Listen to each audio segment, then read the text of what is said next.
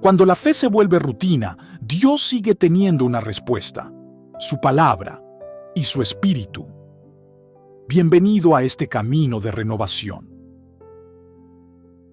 Bueno, a ver, pongamos un ejemplo visual para arrancar. Si alguien tiene un coche con el motor completamente fundido, reventado, pues la peor estrategia del mundo sería intentar arreglar el problema puliendo la carrocería, ¿no?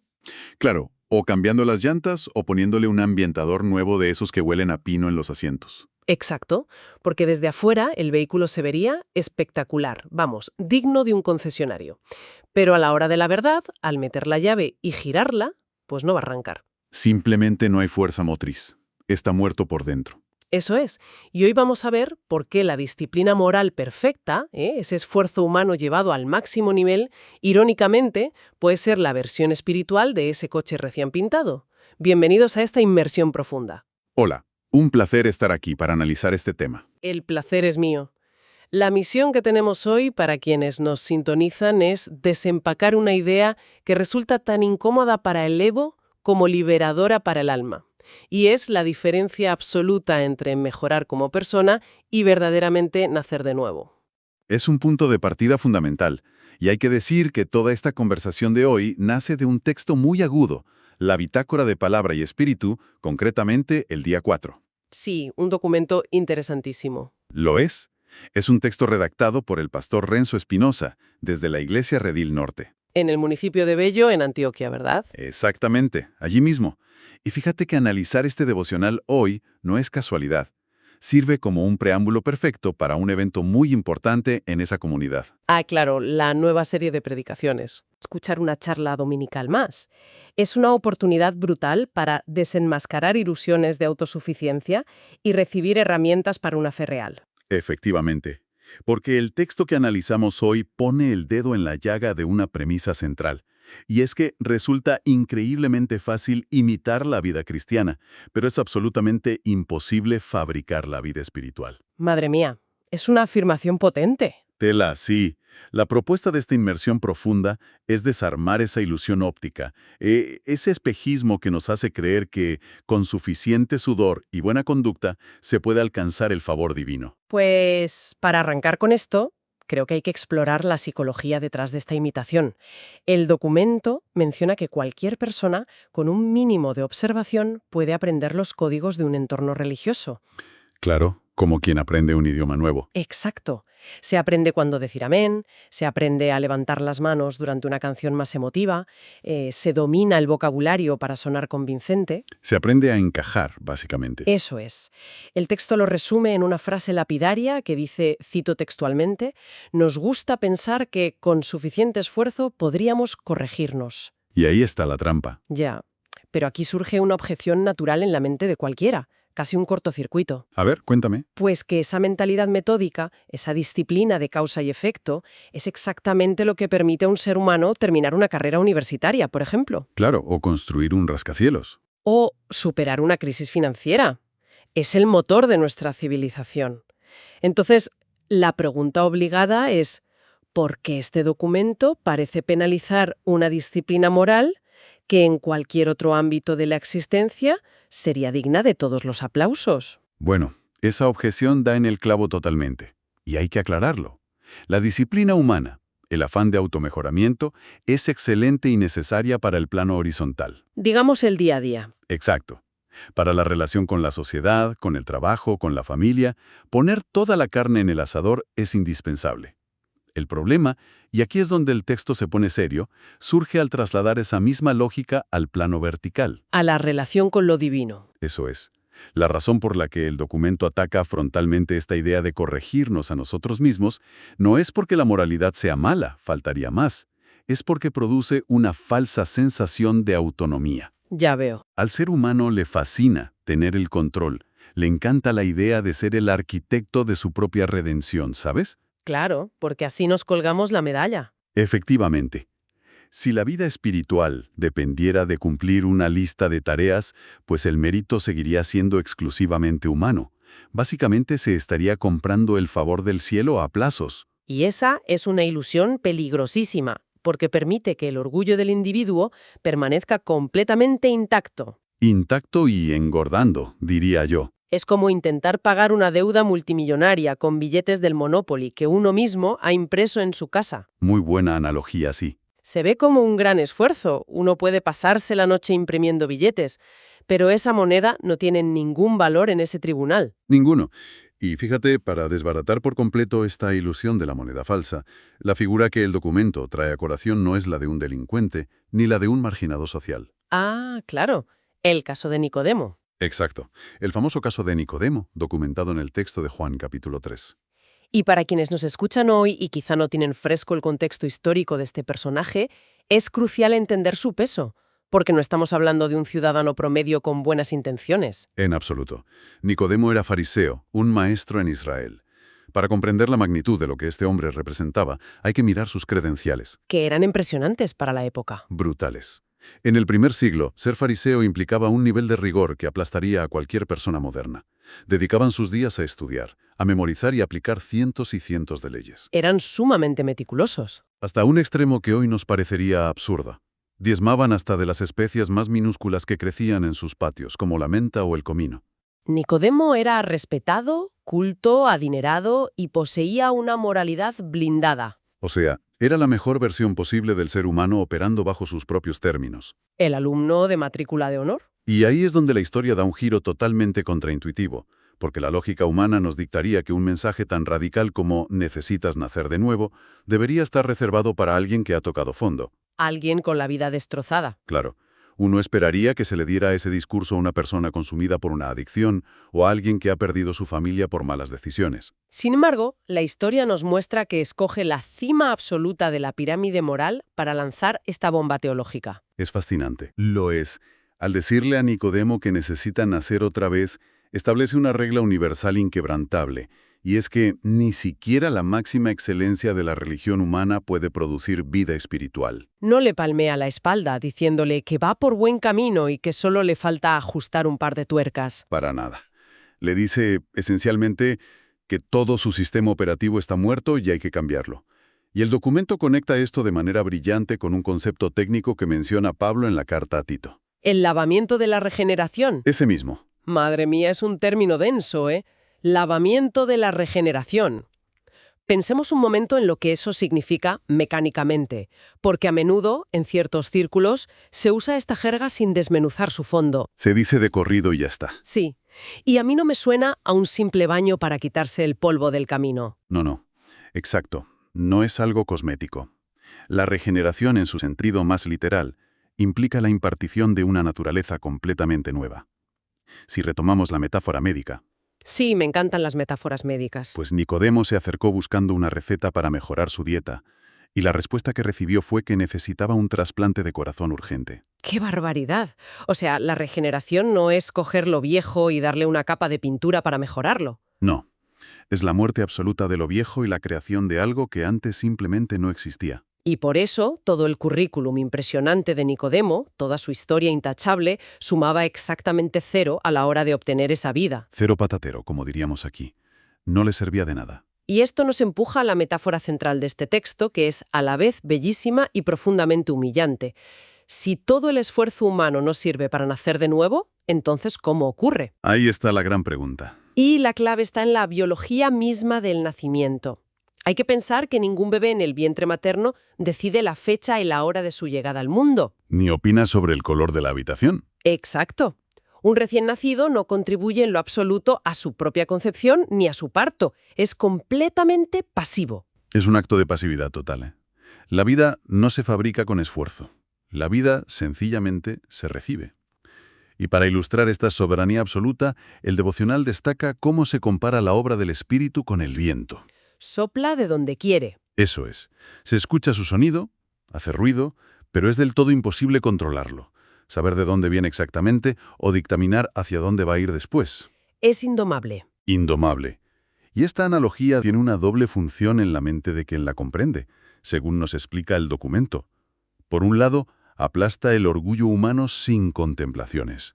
Porque deja claro que el daño provocado por el orgullo y el error humano es tan catastrófico que no existe fuerza de voluntad capaz de producir un cambio genuino desde cero. Humilla, porque te arranca el timón de las manos. Totalmente. Pero, al mismo tiempo, el documento subraya que hay un consuelo inmenso en esa verdad que parece tan dura. Un consuelo que literalmente salva la cordura de mucha gente. A ver, explícanos eso. Pues piensa que si la vida dependiera del esfuerzo moral sostenido en el tiempo, la desesperación sería la única salida lógica.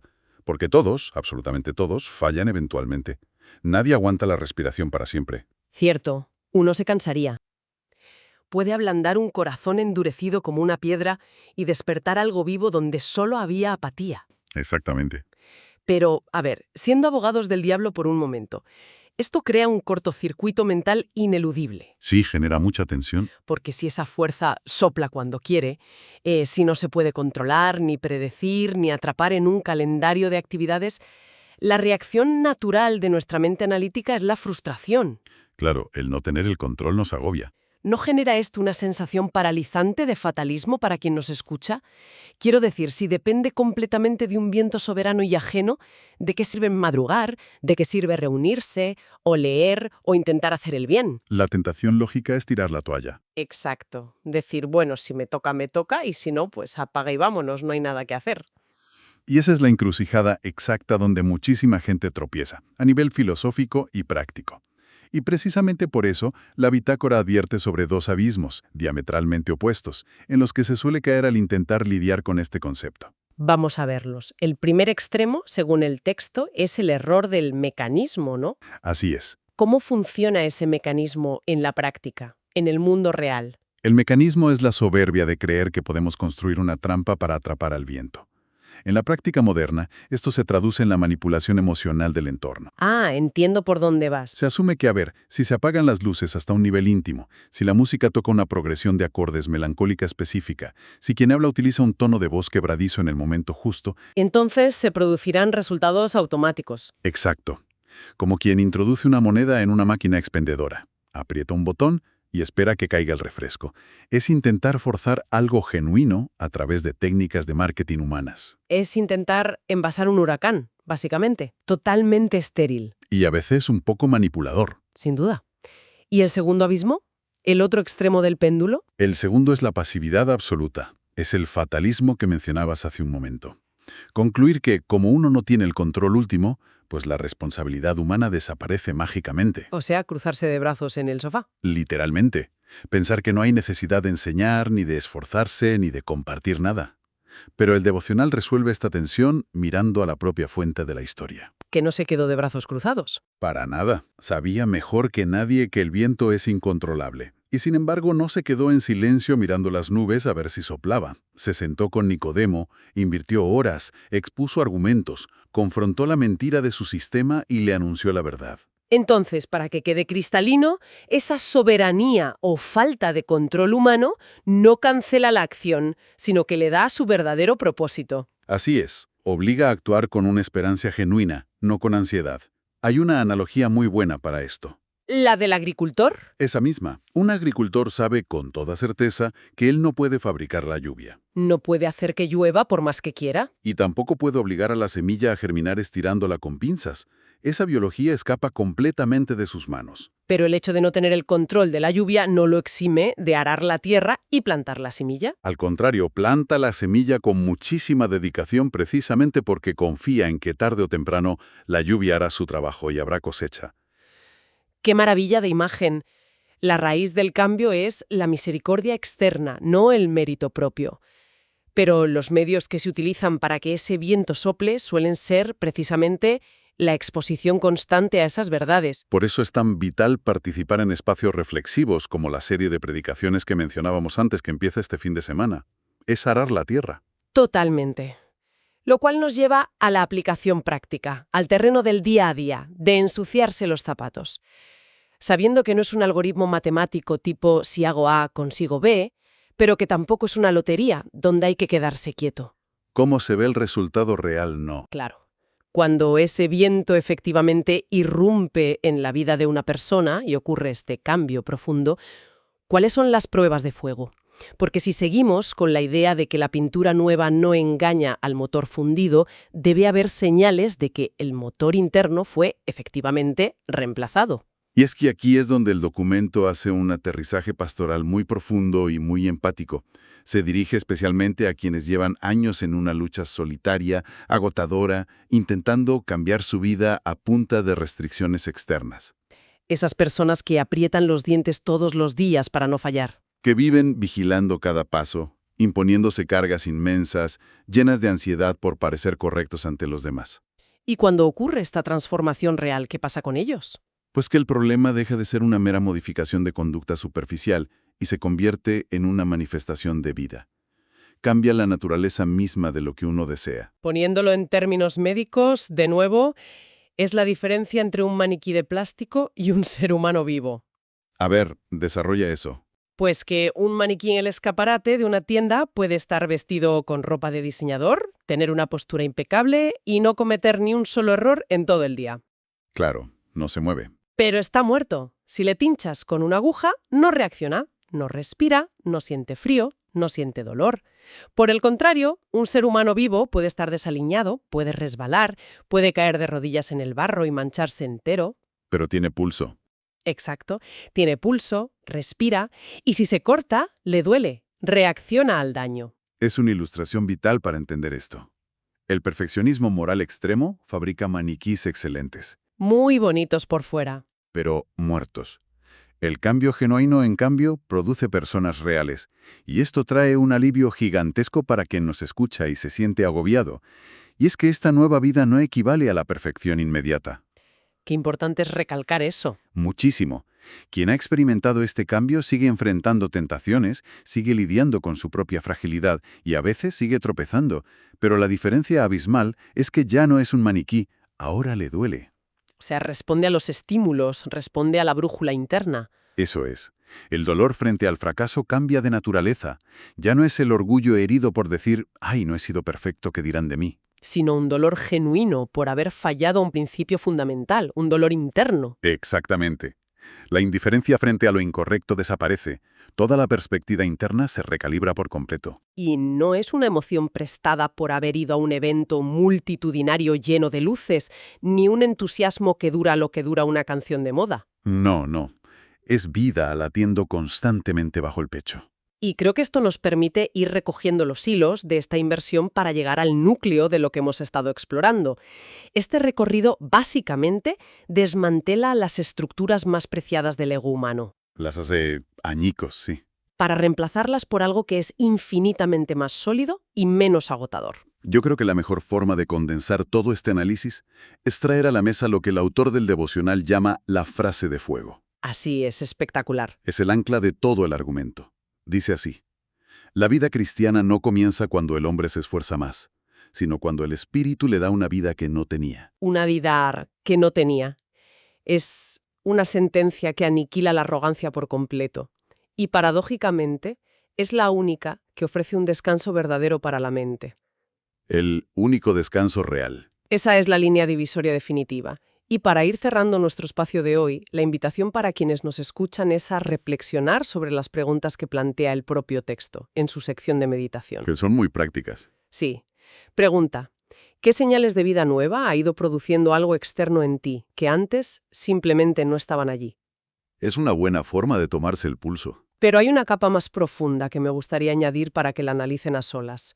A lo largo de toda esta conversación, hemos expuesto cómo la mente humana se aferra desesperadamente a sus propios métodos de mejora para mantener el control de la situación. Con uñas y dientes. Pues bien, si la función de este viento es demoler esas murallas de autosuficiencia, hay que replantear por completo el significado del fracaso personal. A ver, ¿cómo es eso? Es decir, esa inmensa frustración que se siente al intentar por enésima vez abandonar un hábito destructivo solo con pura fuerza de voluntad, apretando los puños, y fracasar rotundamente una vez más. Ese agotamiento extremo, entiendo, no es la señal de que todo está perdido y hay que rendirse. Al contrario. Es el requisito previo. Ah, claro. Es el escenario exacto que se necesita para que ocurra este cambio. Cuando los recursos humanos se agotan por completo, cuando el motor se funde del todo, es cuando el orgullo, al fin, deja de ofrecer su propio currículum y se dispone a recibir ayuda. Es una forma brillante de darle sentido a la frustración, fíjate. La quiebra absoluta de nuestras fuerzas como el primer paso hacia la vida real. Así que la pregunta inevitable que queda flotando en el aire para nuestra audiencia hoy es: ¿qué parte de ese control obsesivo, qué parte de ese intento agónico por pintar y pulir un coche con el motor averiado se debe soltar definitivamente para permitir que empiece el auténtico? Es para pensarlo despacio. Desde luego. Muchas gracias a toda la gente que nos escucha por unirse a este recorrido de análisis y descubrimiento. Y por supuesto, no olviden que la nueva serie del Pastor Renzo en Redil Norte, este 11 y 12 de abril, es una oportunidad de oro para seguir profundizando en esto. Ha sido un placer compartir este rato. Que lo disfruten. La invitación queda abierta a seguir cuestionando esas verdades superficiales. Nos despedimos dejando esta reflexión sobre la mesa. Hasta la próxima inmersión profunda.